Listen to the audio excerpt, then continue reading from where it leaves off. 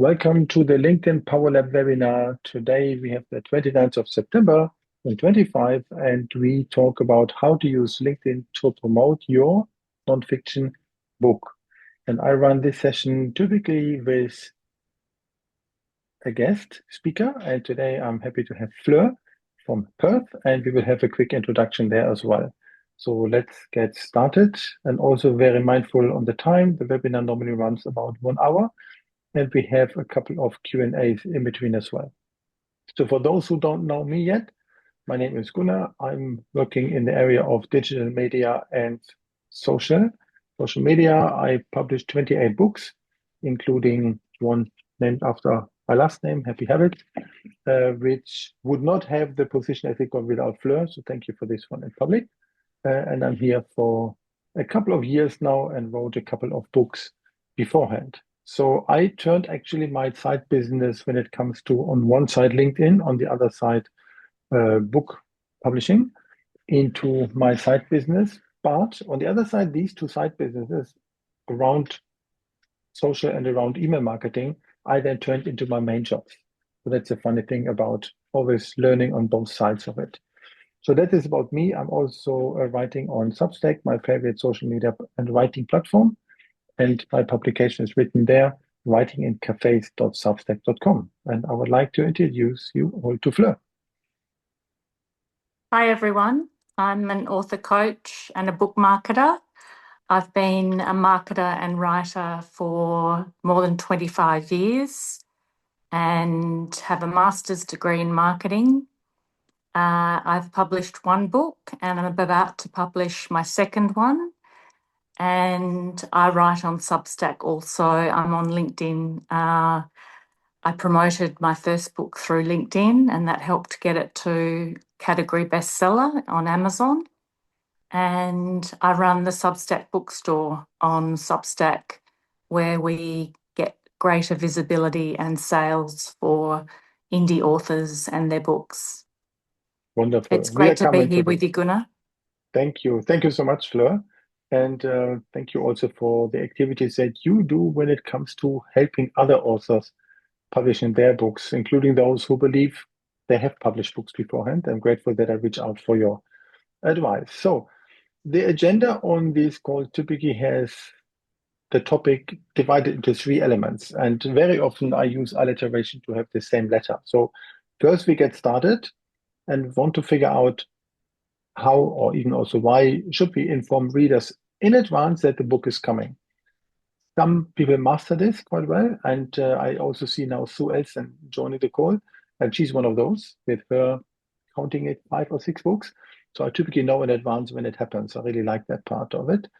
Then we talk about how to promote your book online and where are the ideal options for this one.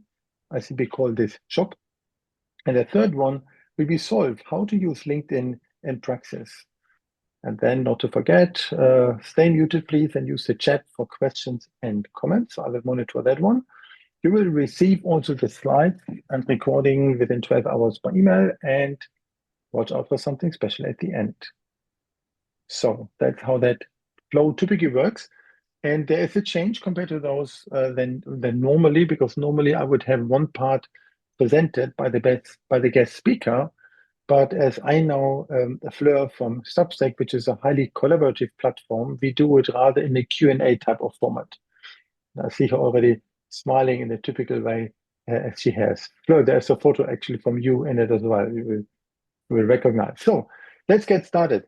How to inform readers in advance that something is coming. Well, that's a tricky thing. And I would first ask everyone in the chat, particularly those who wrote a book or those who want to do it. So when did you tell anyone in public about your book? My best example, I announced on 6th of May 2025 a book for 4th of May 2026.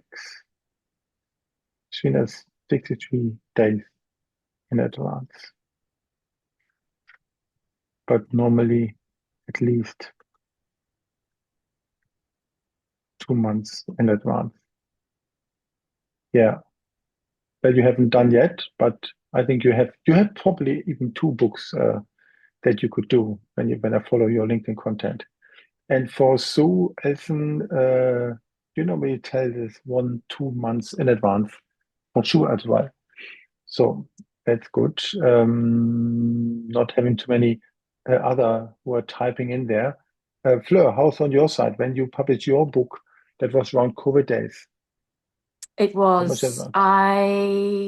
I don't remember exactly, but I think it was about 4 months. I started talking about it on my social media before it was published. So to help build, momentum for the book launch. Yeah, And in those days, I didn't use Substack, so I was using Facebook and LinkedIn. yeah. Yeah, Facebook, of course, has also a good one. So you said book launch dates and go backwards from there. I love that approach. Exactly. First three books in 2016. I think I still have some of them here. Good one. Thank you for that one. Good. Yeah, so different type of approaches to it. So let me look into a couple of statistics. I grouped them in three areas, and you will see where I'm coming from.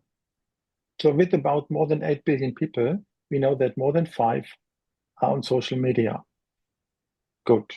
And there's even 4.3 billion who use email. Interesting. Less email users than social media.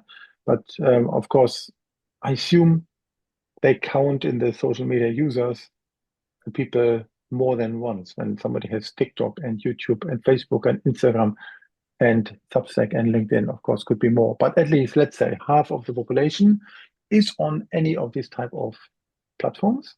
And then when we look from a pure email point of view, and you also see where I'm coming from on that side, there's three types of email. There's transactional emails like boarding passes, cinema tickets, confirmations, lost password stuff. They will be normally sent.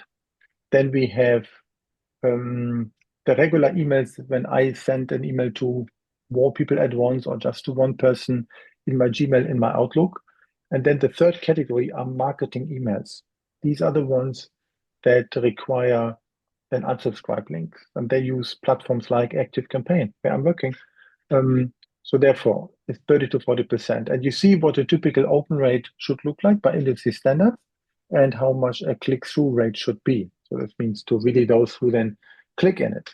That's quite a bit. So this means if we grab people on social media and we would like to do something with it, we need to have a way how we can communicate with those people who then later will be our readers. So looking into the book industry, and Fleur, I found some more statistics. You have maybe some more updated ones, but I found in some sources that 3.5 million books are published each year globally. That's quite a bit. On Amazon, KDP is about 40 to 70,000 per week. And we need to find our place to stand out for this one. And interesting on the formats, despite all of the ebooks, nothing beats a print version, a paperback or hardcover. So then that's what many people want. And the audio book format, the form factor is growing as well. So therefore, we can utilize the power of all of that when it comes to publishing and promoting our books. So I'm strongly convinced in combining these two pyramids. The left one is called the buyer's pyramid out of a book called The Ultimate Sales Machine from Chet Holmes. It's already 13 years old, but still in many regards, and I got it very often confirmed, it still makes sense. And that says that 3% of people are ready to buy now, whatever it is.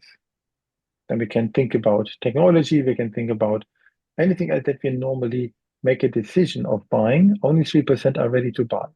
So why would I send emails to people to say, buy this book now, when only 3% can really execute on that type of a message? So the bottom 30%, they know they're not interested. They will never get them. So that's also good to know. So that they're gone. So then we have another 2/3, 67%, who we could grab if we would only nurture them. So that pyramid is an important one. And then on the right-hand side, that is a regular marketing funnel, which compared to the regular funnel always has this type of shape. Top of the funnel or tofu is where we grab people, where we put them on. think about social media, wherever we find them, or even business cards that we find, whatever. And that is where on the top of the funnel, you have typically free content on social media. Maybe we can get an ebook over there that gets into an email sequence. And from there, in the middle of the funnel, then we start that part, which is the sales process, when we can sell more expensive things, starting with a book. When people like the book, then might be an idea to have a course or maybe later a program, coaching program, whatever that is. So that is the part how that works in a marketing funnel. In ideal case, it doesn't stop in this triangle form. It should go from the customers below that a bit wider again, like the form of a cup, like in sports, because at the bottom below customers are happy customers who act as advocates to spread the message again. And from there, people come back into the marketing side. On book marketing, these advocates are those who write a raving review. That's what we want. So we need to align all of this. So we need to be early in our messaging and need to ensure that we can get people through the journey. It makes no sense to just publish a book to then later realize 1 month after it's out that we totally missed adding call to actions, adding our contact details, or adding information about how they can check the content of the book further into whatever shape of program. So it needs to be built in beforehand. So in that sense, the book is just an element on the journey. It's not the main thing. It is just a piece to advance someone through the journey.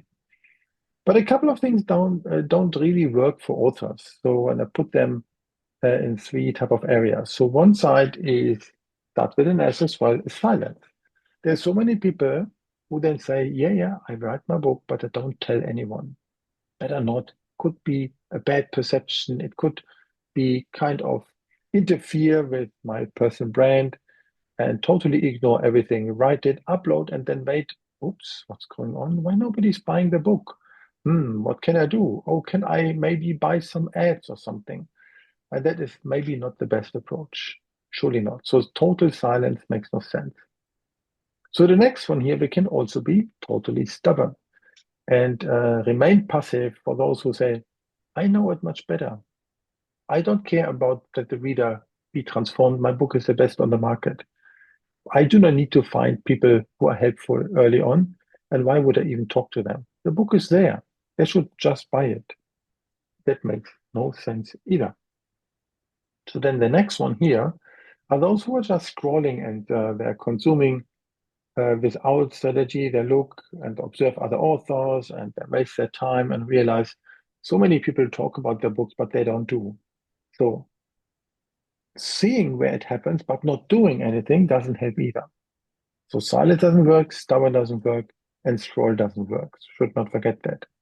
So better then is to announce in advance. And maybe I'm not the best example for this because I really announced this book here 363 days ahead of time. That's quite a lot. And it came for a funny thing.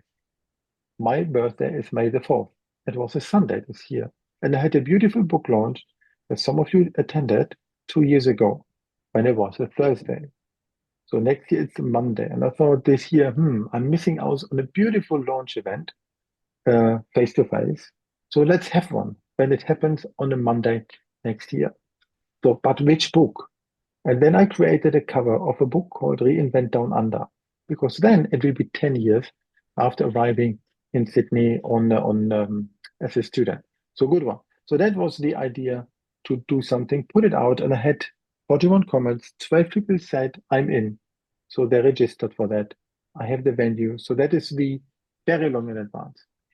What I've also thought I do is to crowdsource advice. So I thought for my book, Happy Habits, I need to put something on the cover.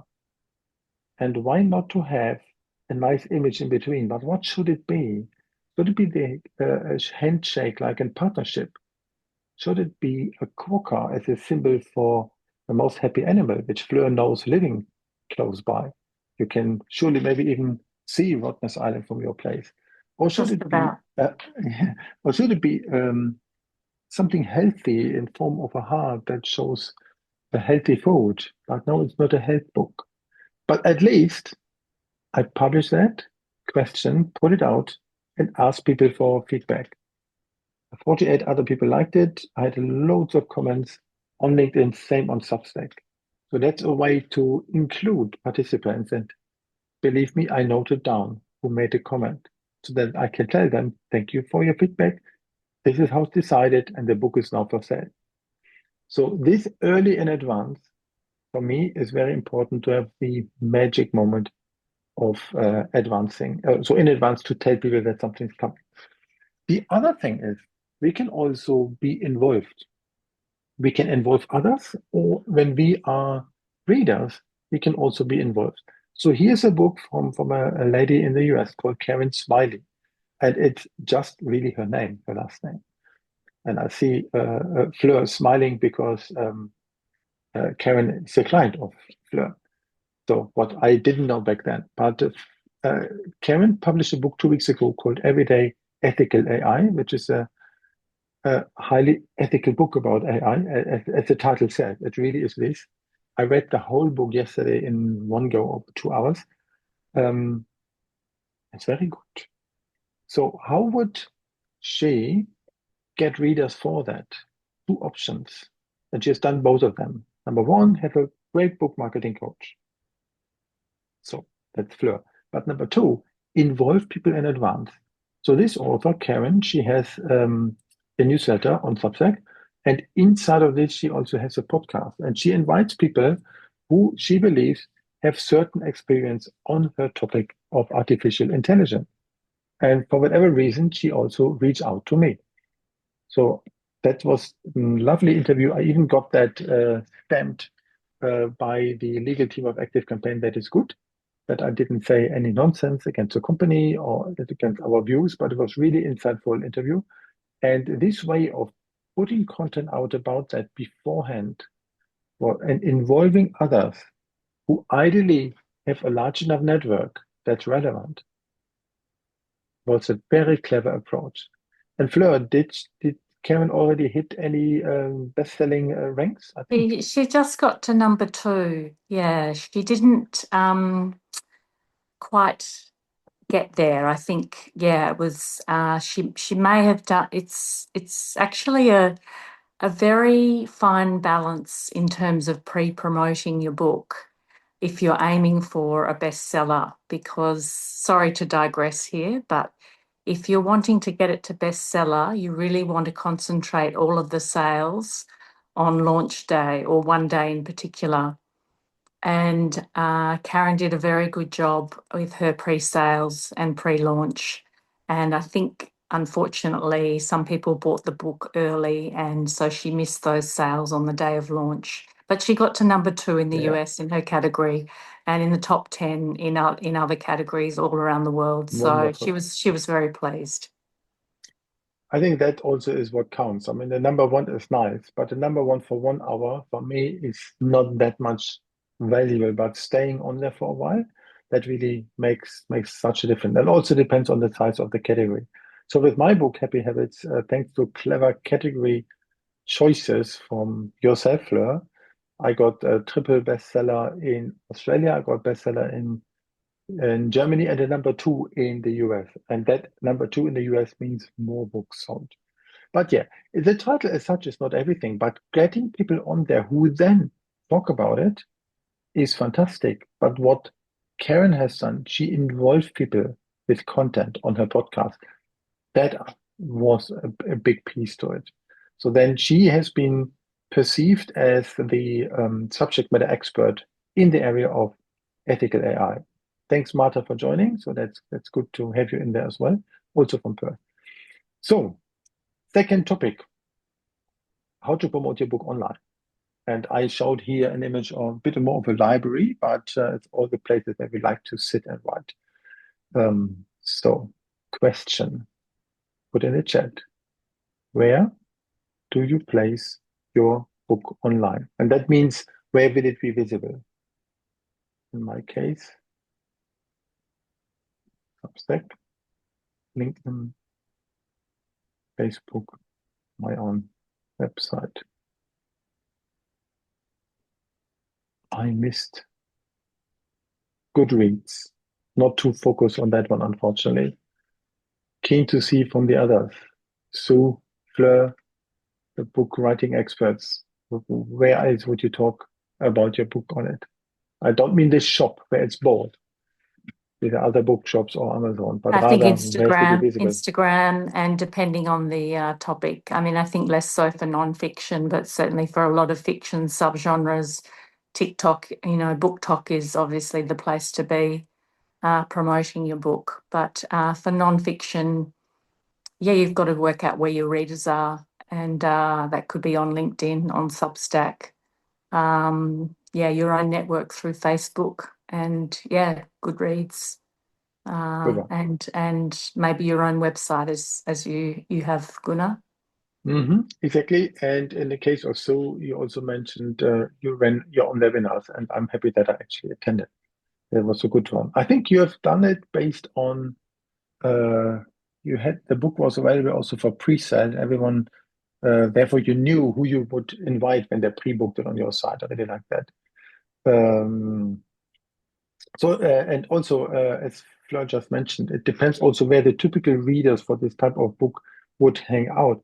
And the same person can have all social media channels, but not consume content on certain topics on one channel, but more on the other. So you need to have that in mind as well. So one place is to have the website of an author. So let me show you one. This is Tony Hughes. Tony Hughes is former country manager of Sugar CRM, one a tech software company, but also a sales trainer. While there are many, he was one of the first who really embraced LinkedIn for that one, for his book that came out in 2013. And it was his first sales novel. Now it's his second sales novel coming on 14th of October. I'm very much looking forward to this one. And he has his regular website, tonyhughes.com.au.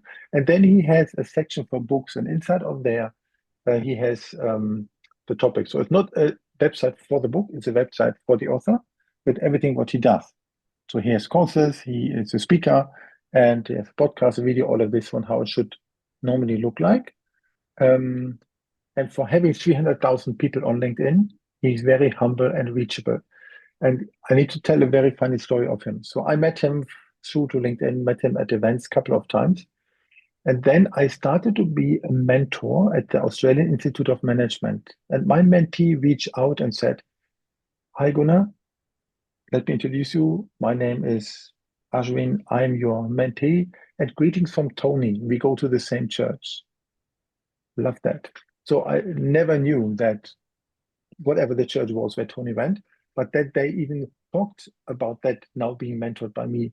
And then this top guru, Tony Hughes, then said this kind line. So looking forward to meeting him for this book. That is the science fiction sales book that comes out, that plays in the year 2027. Not long to go there.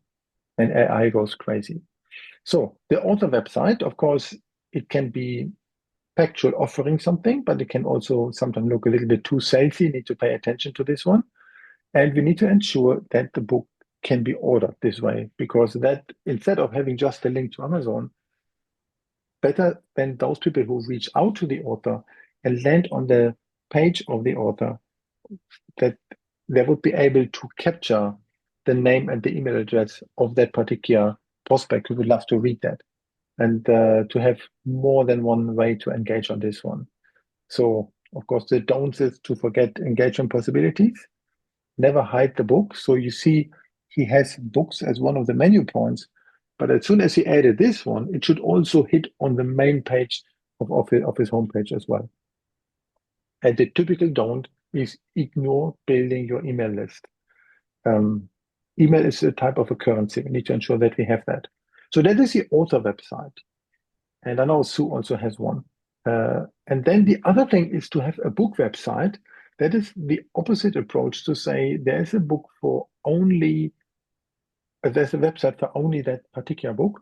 And here's an example from a series of books called Sales Superpowers. It used to be the left one in red was only one. And then the author wrote another one, and the fourth one. And then it became, he is still his own regular website, but it became his own thing on this salessuperpowers.com. So that is another way. And the book websites are typically not fully fledged websites with big menus, but more in shape of a landing page. And the funny thing is of choosing those two gentlemen, Tony Hughes and now Justin Michael, they actually wrote one book together called Tech Powered Sales, and that came out in 2021. And that already talked about the AI revolution, naming ChatGPT and what it will be.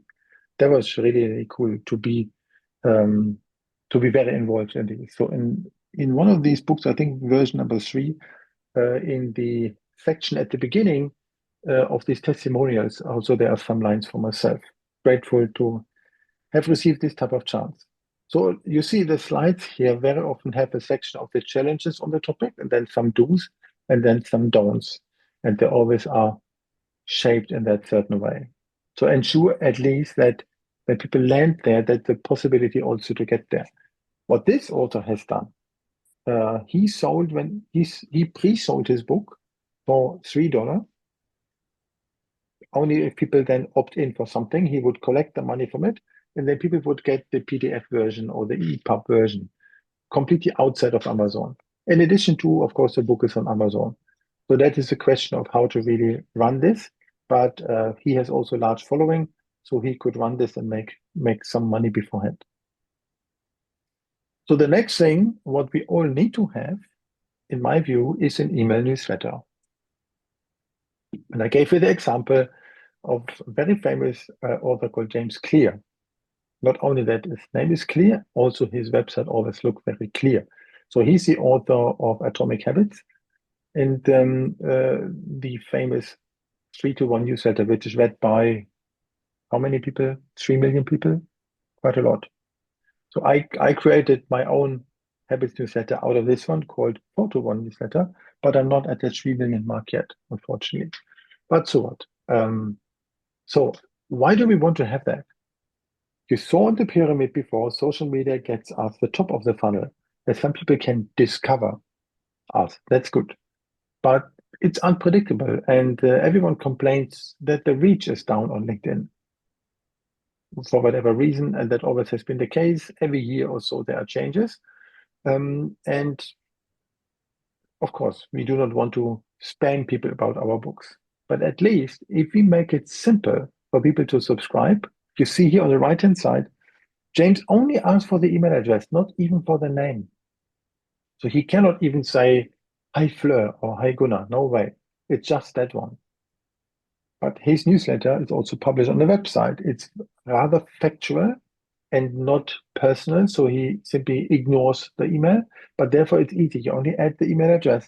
And in many browsers, it's kind of pre-filled. You click on it, try it, bam, then you are there.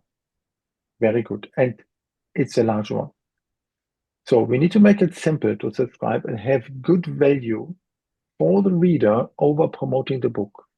He doesn't need to promote the book. It's at every bookshop and it's one of the best sold habits book on the planet.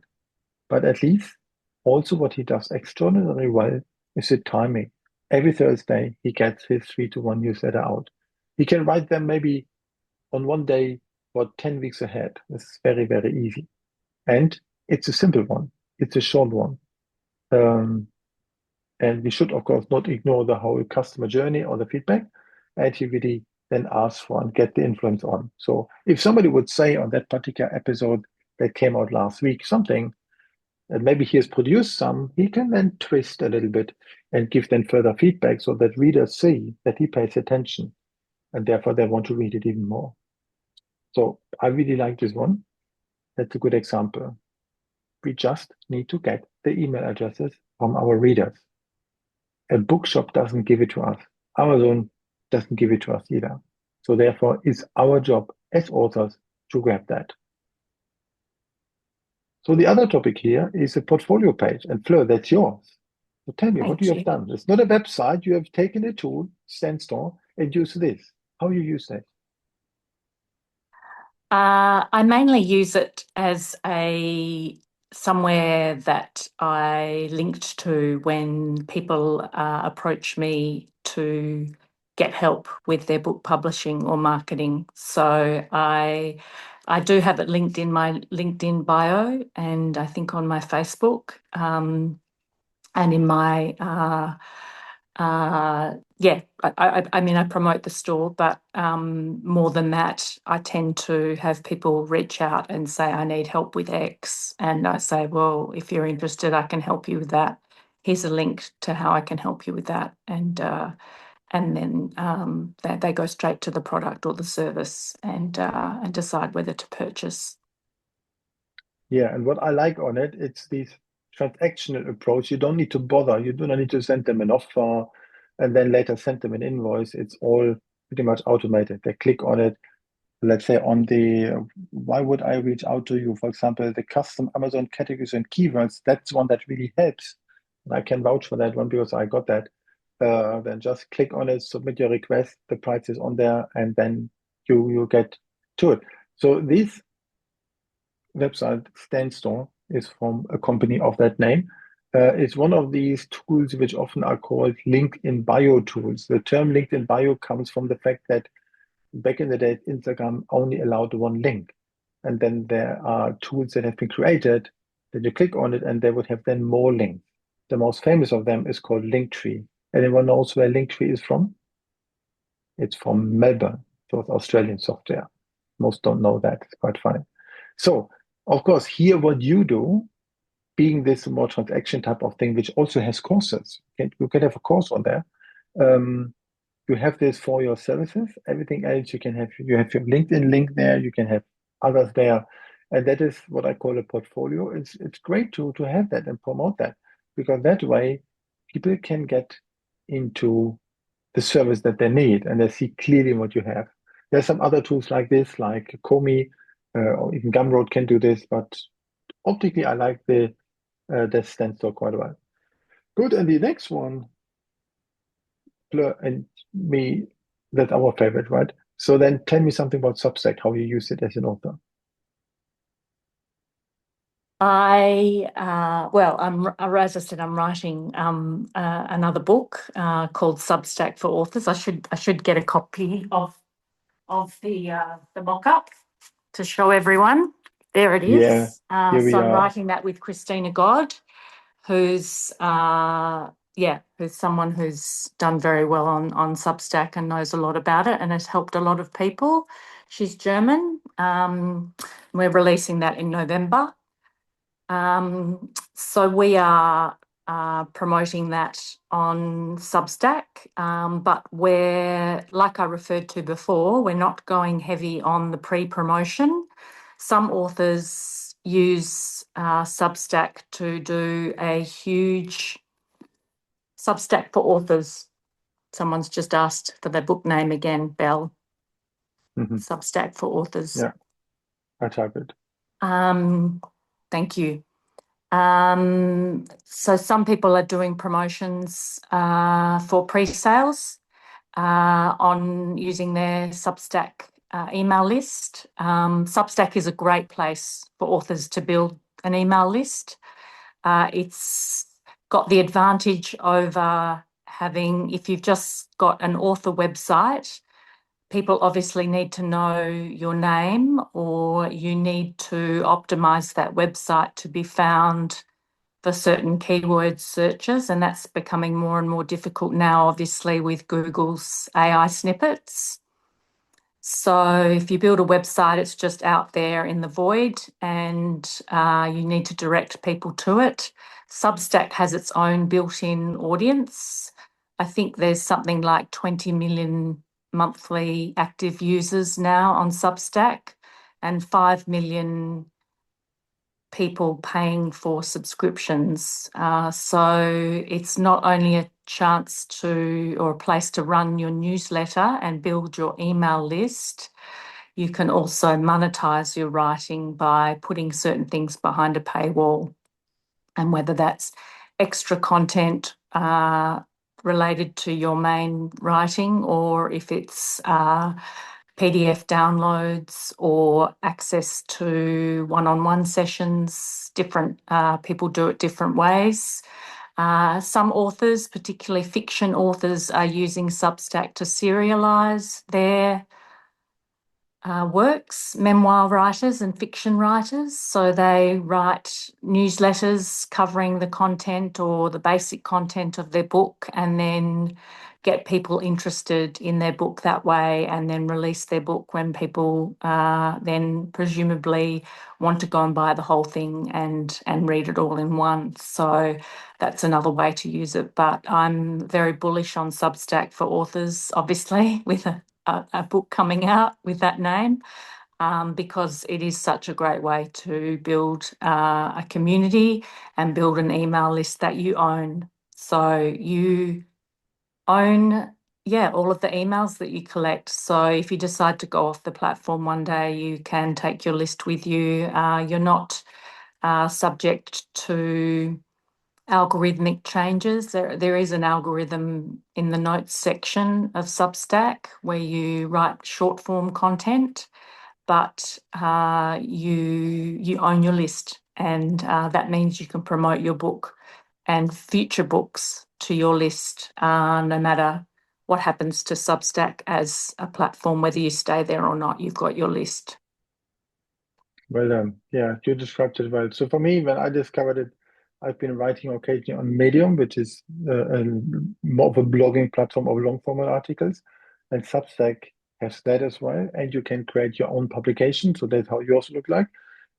Plus, they have a social media discovery thing on it called Notes, which looks a bit like how Twitter has been 15 years ago. And it's all filled with people who love to read and love to write. So not the regular bragging Instagram, Facebook, LinkedIn type of stuff. So that's a good thing about it. I like it as well. It even has its own podcast. So that's Substack. For me, every author need to be there because there are like-minded people who would love to read and others who can even refer. And that's the thing. And here is one. And by the way, there was a question now. In Medium, there's a paid version of Medium. So readers would pay the Medium company, something like it's 80 plus Australian dollar per year that I have. And then the author, they get a fraction based on how much percentage of the whole, from the whole world is read by them. While on Substack it's differently. So people can write for free on Medium, on Substack. People can read for free on Substack. But if an author decides to have monthly or annual subscription for something, which maybe $7, $8 or $11 per month, then the readers would pay this when they know they get something more than the average, can be more insightful, better transformation, something else what they give to them. And that's how that works. So, for example, instead of just only selling my online course that I'm now creating, I also bundled this in the annual version of my Happy Habits publication. So people who read for free, they don't get that. But those who pay for it, they get it. And that is up to the author, and Substack as organization only keeps 10% for the whole machinery, which I think is fair. So that's Substack. Well done on this one. So thank you for that. And now comes this. The Substack bookstore, which started in July. So my initial publication on Substack it started as the Marketing First author back in March, and I pivoted and rebranded it as Author Growth about a month later because I realised that, which I should have known, a lot of authors are scared of marketing. So I took the word marketing out of it. I've been helping authors with their publishing and marketing for 5 years now, and helped other clients get on Substack last year and build audiences, but was very slow to get there myself, and finally got around to it in March this year. And as I kept writing book marketing advice on the author growth stack, I became aware that there was nowhere on Substack that I could easily find, at least, where there were listings of books by independent authors. And I knew that independent authors were crying out for more visibility and a place to get more sales for their books. So I tried to register bookstore.substack.com, and it wasn't taken, it wasn't available, but it wasn't Hmm. taken. And so I think Substack may have reserved that domain with their own plans. And this kind of spurred me on even more to realise that there was an opportunity to create a bookstore. So it's actually buy books, BUI books. .substack.com, and launched that in July. And about within a week, or no, even before that, Christina had reached out. She's got an audience of over 20,000 followers, 15,000 subscribers, and she talks about growing your online writing in a joyful and soulful way. She's great to listen to. She does a lot of video content as well. And she reached out for me to do a guest post on her newsletter, which got me quite a few more subscribers. And then when she saw I created the bookstore, she reached out and said 40% of her audience are authors or want to be authors. So how about we collaborate on the bookstore? So, yeah, 3 weeks later, I think it was, early August, we launched the collaboration between the Substack bookstore and Christina's publication, The Online Writing Club. And the way the Substack bookstore works is that you can list a book for free. So you just need to subscribe as a free subscriber, and in your welcome email, you get a link to list your book for free, and that goes in the free listings, the unpaid listings, just a simple listing for the unpaid listings. And how I've monetized it is for the next tier up of paid subscribers get to list up to 3 books, and they get priority listings. And then if you're a bestseller tier listing, you get a featured listing, you get an article out to the whole audience. It's about 2,500 subscribers to the bookstore now, and a note also promoting the launch of your book. And that's how we have helped authors, including Gunnar, get traffic to their book on launch day. And within the first 6 weeks of launching the bookstore, we got 3 authors to bestseller within their Amazon category. So that was a sign that people were definitely buying books. And yeah, we monitor the statistics. We can see that books are being clicked on, and that sales are happening behind the scenes, hundreds of sales so far. And it's definitely been a way for authors to feel like they've got a place on Substack where they can highlight their books and get more visibility and sales. So But yeah, thank you. it's an example of, I guess, collaboration at work, and how it can really help something become more than what it was before. I remember when that has been launched. I talked to Christina, I think the week beforehand in July when I've been in Adelaide, and she told me all about then what's coming there. Well, that's it. She didn't reveal everything, but saw that I really wanted to join on that launch day. It was exciting because what I like on it that we as author we can have a chance to put our buying links to it. That would be for some people just a link to Amazon, but you also have other ways how you can help them to have a universal link, something like mybook.to, which then would help that a reader in UK would automatically refer to the British Amazon shop. The same link would then opened in the US would go to the Amazon.com website and so on. There's a couple of things where you added some knowledge for the authors. I really like that. Thank you for that one. It's a great I place know where that we're shows actually us. in a webinar about promoting books on LinkedIn, but anyway, I know Substack's there too.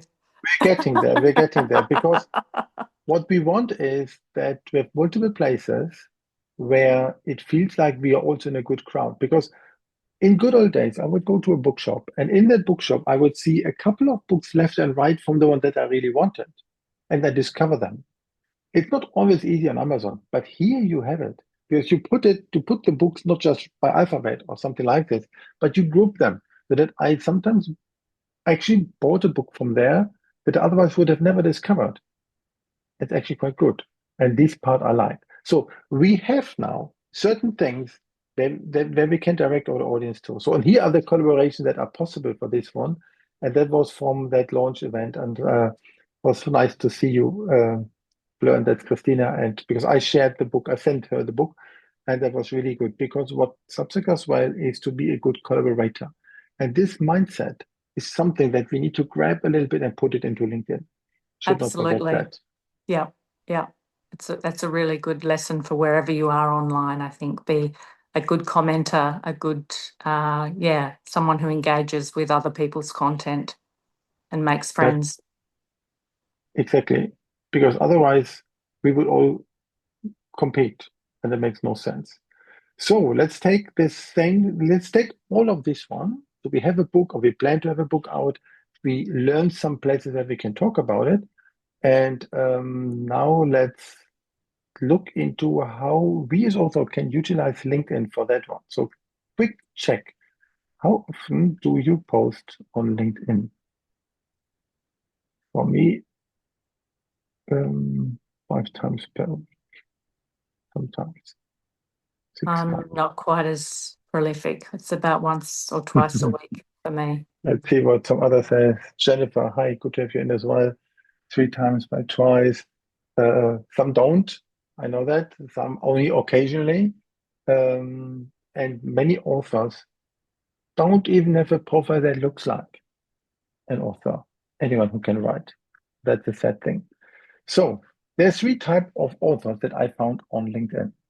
Some of them are corporate employees like myself, but they do not want to talk about personal topics too much because they are fearful about the perception. Oh, what would the boss say?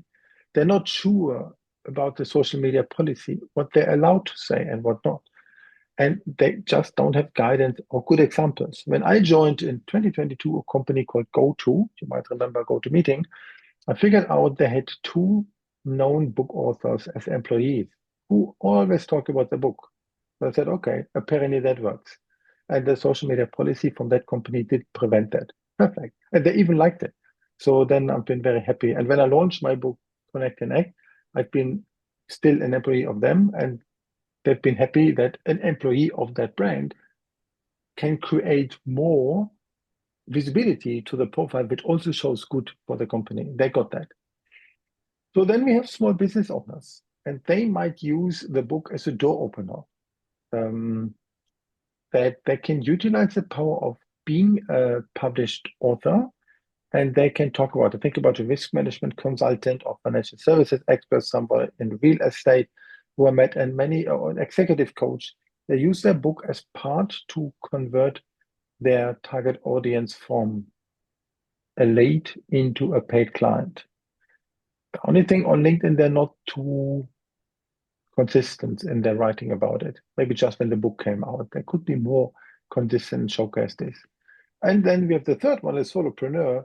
I put this image of a typical digital nomad at a beach. Well, we have many places like that in Australia, but they don't have these constraints like that a company or corporation give them. They can write about anything, but still many don't have posting in their habits on their DNA.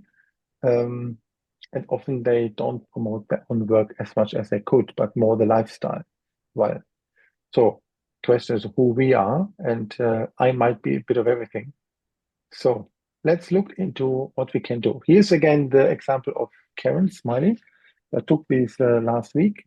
And what you can see, of course, the top of the funnel, what you see at the top of the profile is what really stands out. You can see she works at something called Everyday Ethical AI, her own business.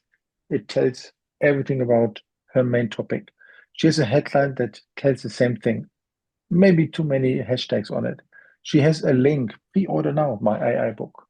Yeah, in the meantime, you could change. It's out there, my AI book. But at least it tells with clarity from day one what it is.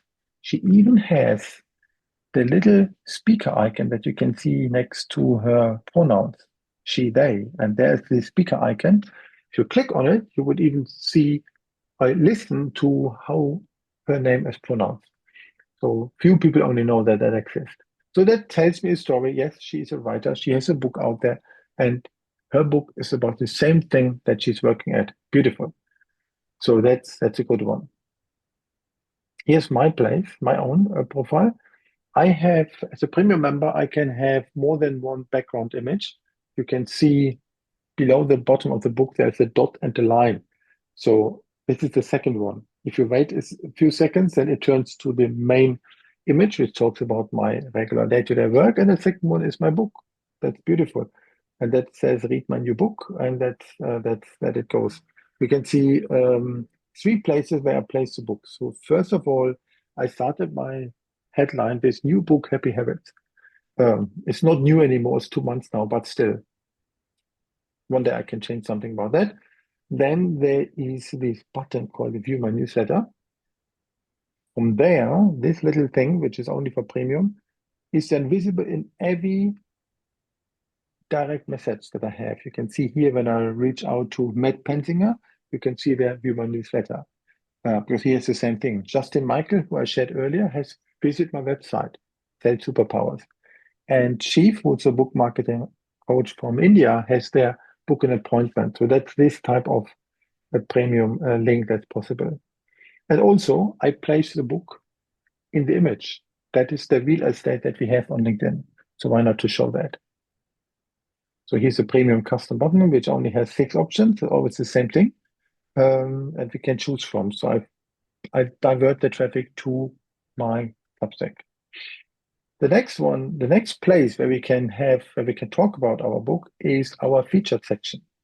Most people don't know that that exists, but they can simply grab any post that they wrote, right click and put this as featured. And here's the example from another AI writer who I know, like and trust for quite a while. Leanne also wrote a book about AI called AI Human Fusion. And then she has in her section, the middle part of it, really talks about it all the time. So if I read her profile through, I have immediately the feeling that she knows what she's talking about and she published a book.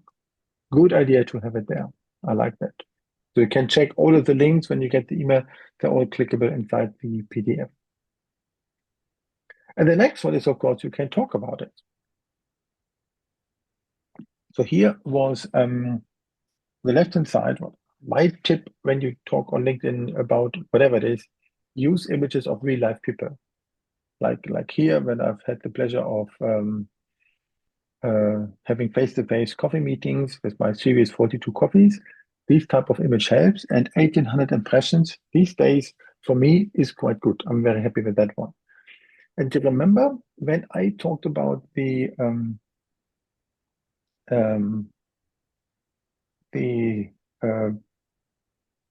book I would like to launch on my birthday next year. Here are in the middle, no, particularly on the right-hand side, is all the comments about it. Where Bridget said, "I'm up to read section of the book. I hold you accountable in other ways." Yes. And Wendy said, "I'm in. Suggest you book the venue and send invitations." Done that. Book the venue. And here we talk about nearly a year and a half. So then, if you build your LinkedIn so that you get people who comment on it, then it gets more and more and gets broader. And then more and more people see this. And that's an important thing as well. So what I'm doing then, I simply grab all of those people, put them on a list. I have their LinkedIn profiles, many cases also their email addresses, so that I know when the book launch happens on the 4th of May 2026, I make sure they get the proper invitations. So these are leads within comments, and many people totally ignore that because they don't work through the comments. Many post and ghost and then don't do anything with it. And I get it. The day is not there to just work LinkedIn, but still it would be good to then follow up on it. So then some of you do this. I know that Belle, you do this actually well, so that people have a perception, the topic that you're writing about, and you know they very often then engage and you kindly respond to that. So that is great. So I only need to go back over the last year, grab all of the people what they wrote, and then you have a list of those who you can invite or get as pre-readers. So we can use this in the course of the program. So example is Tony Hughes, who I mentioned earlier on. He wrote one book. I tried to grab that. One moment, didn't plan that. Called Combo Prospecting that came out maybe in 2018, I think. And he actually crowdsourced answers to questions. So he sometimes posted only very short posts on LinkedIn, and as he built his network, people would respond. And he took this like surveys that he would have in his book into the concepts. I thought while he has done doing this before the book came out that would be, there must have been a hidden agenda, and he has done that beautifully. So, and then a book comes out. So here we have on the left-hand side, Jane Turner, one of the book marketing experts in my network here from Sydney. And she invited for a book launch together with 3 other authors. One of them is Joel Annesley, who's also on the picture left. That is in a bookstop, in the bookshop. And then we have in the middle section, we had my own book launch in 2 months ago. Actually, kind of really was the last Monday in July. And that was with fellow contributors to the book, with Natalie, who unfortunately is sick today, with Rachel and with Frederick. And that was a really nice event to make that happening. And grateful that that worked out well. And that contributed a lot also, of course, to the success. And then I posted afterwards. So I really used the space on LinkedIn to not talk about my corporate stuff, but talk about this one. And it got plenty of people, even marketing agencies, which is my target group for my company, who I then could reach out to. That was good. So, but when we have that, then we now have a chance to talk to people. We need to bring them into our own ecosystem. And many people are now on mobile, and then they totally forget about it. So if you go to an event and you check out who comments on the content, we need to do something. We need to grab those people, and we better connect with them. Very often, people do it without a personalized invite. Not good. Better to have some lines. Thank you for liking the post about my book launch that is happening next year, or the title of the book. Would be great to connect with you so that later I can search for all messages with this type of hook of the name of the book or the launch in a year from now. And then I can build a list of those who I want to invite. And if I do not know how to invite people, use my custom GPT that I built, bit.ly or bit.ly, and then connect GPT. And that asks you, what's your profile? What's the profile from the other person? What is the hook? And then it creates a short and a long format invitation to invite someone. So that doesn't look like a template. That was my first product on AI, on ChatGPT. So when we then even have that, and we would like to occasionally reach out, then what we can do, we can of course use a message. And many of us, they know how to do maybe leave a voice message on WhatsApp or on Facebook Messenger, but you can do the whole stuff also here. And I would like to say well done to Jennifer, who's in the call today. When I talked about this one of a video message, you've been the first one to send me a video message on LinkedIn in this year. Thank you so much. Because we can do that. That's the best way. The tricky thing for book authors, many of them are writers and not public speakers. Shy, do not want to be in front of camera. We can also just speak. But otherwise, a video really does a good job. Yeah, so then there was one comment just now about finding all the people in the audience is tricky. Indeed it is, and it simply needs work. So when I see comments like here, and I have a list of people where I write it just down, or even on paper or Google Sheet, doesn't matter. Then I collect that. Then over time, I have my list of people. But that's where networking is also working, that you know that. So it's hard to compile now who were the people who engaged with my content over the last 6 months. But it's good when you do it constantly. So I simply made it a habit. I have it in my name. So we have done that. And then the last one here that I would like to recommend is to have a LinkedIn newsletter. and Fleur that kind of competes with Substack newsletters or other external platforms. And why am I a fan of that one? For one simple reason. So for those who don't know what LinkedIn newsletter is, it is on one side are the long format articles, but then with an umbrella that I can give it a publication name like Learn from Books, but I have no way to design it as I wish, and I have no chance to grab the email addresses of the people because LinkedIn believes the LinkedIn profile URL is the holy grail, not an email address. People exist once on LinkedIn, but they can have many email addresses, rightfully so. Why do I like it? It's in the middle. I do not know 40% of my subscribers. So I didn't do any big marketing activities on that one. I have nearly 2,500 subscribers. When I do my book reviews once per month, Fleur, the book from Karen is next one, then including interview, then 2,500 people get it. And the newsletters are also most likely sent to the email addresses of the LinkedIn users who subscribe. And if somebody only follows someone, so if, for example, Bell, if you would not connect, but just follow Fleur, and she imagine she had one, then automatically LinkedIn will tell, hey, don't you want to also subscribe to the newsletter of Fleur? So LinkedIn has some kind of discovery to it, but it doesn't go the full way as Substack does. So for me, it's a complementary additional one that can help me to grab people from here who otherwise I don't know. And LinkedIn newsletter like Substack are global. Yeah, couple of things and thoughts how book authors can really work LinkedIn is possible.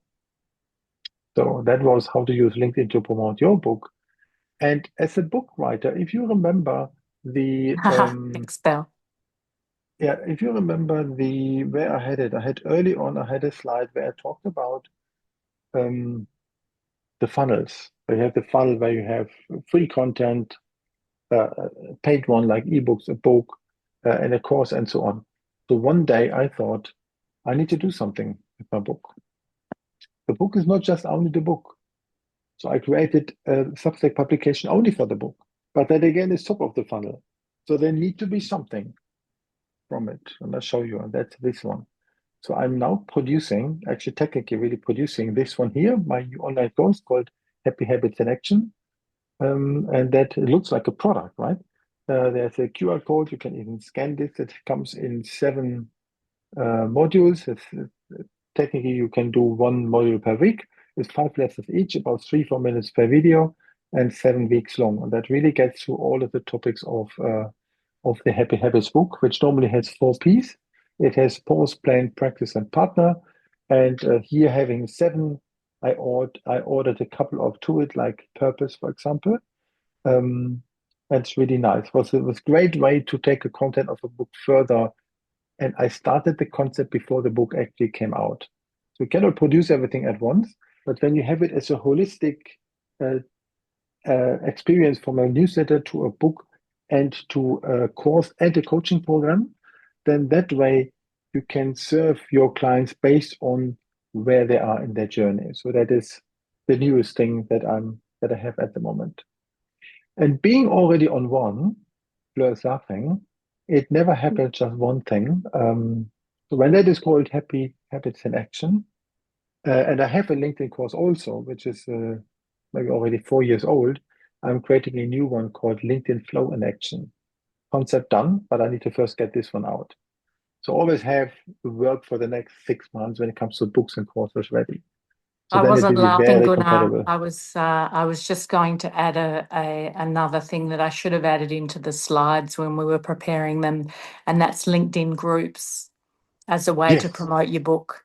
That was actually something that was very effective for me when I launched my careers guide back in 2020, was getting inside the careers groups of career counsellors and career coaches, and getting them to know about my book as well. So yeah, newsletters great, but groups as well, joining groups and not just joining them just to sort of plonk your book down and disappear, but actually engaging with the group leading up to your book coming out and commenting on other people's comments and posts.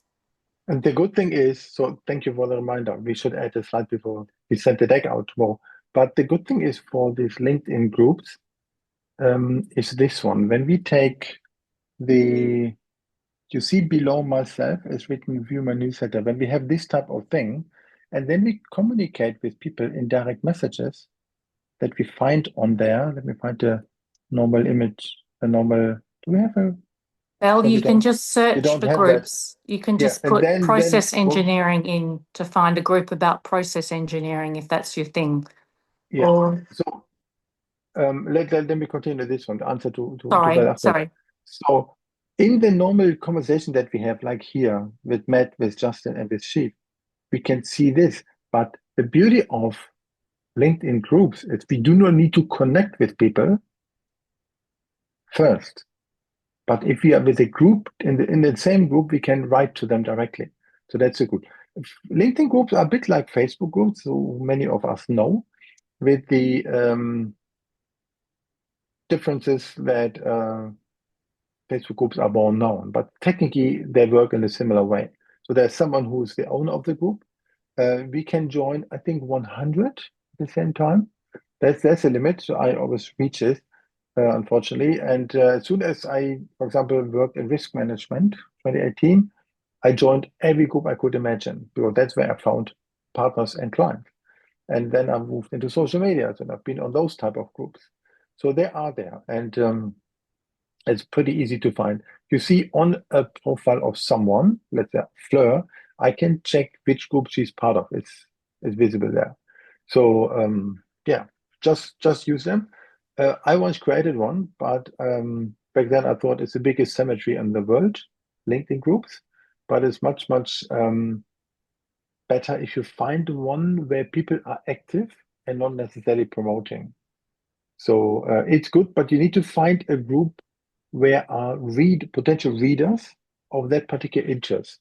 So for my Happy Habits book would be completely different people compared to my LinkedIn type of books. I need to be mindful on that one. Or yeah, so I think it's a good idea to have these LinkedIn groups. So we will add that. Thank you, Fleur.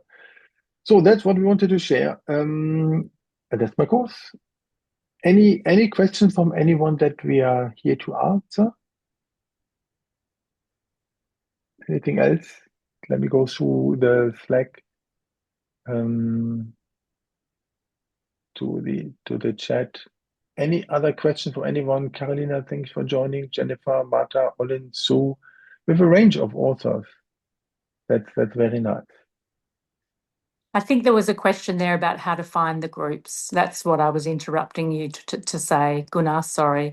You can just put your keywords in the search bar for LinkedIn and then choose from the options below groups rather than Exactly. people or locations and the other choices that are there. So I just gave the example if you're writing a book about process engineering. Don't know how I thought of that, but that just came into my mind. Yeah, just Yeah. type process engineers or process engineering into the Yeah. search bar and you'll find groups. And that works particularly well on the browser or desktop version. And LinkedIn wants you first type something, and then you see all of the buttons like companies and people and posts, but also groups. And Yes, then you have that, or jobs, or products, or services. yes. Yeah. I think there was a question there for me that got chopped off for me, Gunnar. Would you mind reading The that out last for me, one, please? Yes. I would like to ask Fleur, what is your advice for new people wanting to learn about Substack? Reading your book, I think. Come and follow me on Substack. I give out free advice every week on authorgrowth.substack.com. Authorgrowth.substack.com, and then the Substack bookstore is buybooks.substack.com, Yeah, and you can there's free content on both of those, and yeah, you can direct message me if you've got any questions. I'm happy to respond. wonderful. Another comment from Jennifer regarding to promoting. So, a comment from her. rather than just promoting the book in some groups, it's better to join the topics. So that's good. So, for example, there might be, in my case, I would, when I write about risk management, I join groups about that because they are my potential readers on that particular subject matter. And that's good. So all the links that we mentioned are already part of the deck. And you can simply find it directly here. I will add maybe the link to your book, Fleur, because that's the one that is then coming out, that we get promotion for that one as well. Logically, Thank Fleur, you. that's fine to have a Substack book about Substack from two authors who are now like I trust, Christina, who are now for already more than a year, and yourself, Fleur. Good. Thank That's you, all what we Gunnar. prepared for today. Thank you also, Fleur, for all of your comments and contribution to making this 48th episode already of LinkedIn Power Lab webinar possible. And you will receive the recording within 12 hours and the slides. Thank you, everyone, for Thanks, joining. everyone. Thank you. Great to have you on board. Thanks, Gunnar.